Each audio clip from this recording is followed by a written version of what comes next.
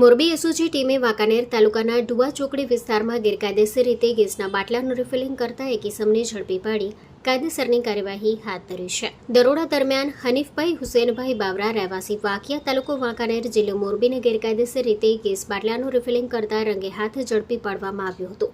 પોલીસે સ્થળ પરથી અલગ અલગ કંપનીના 19 ખાલી ગેસ બોટલ, 6 ભરેલા બોટલ તેમજ એક ઇલેક્ટ્રિક વજન કાંટો તેમજ રિફિલિંગ માટે ઉપયોગમાં લેવાતી નાની મોટી નિપલ સહિત કુલ રૂપિયા 43,650નો મુદ્દામાલ કબજે કર્યો હતો.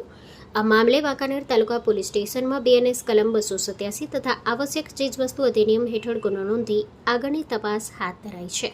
Story report by Himanshu Solanki, Morbi.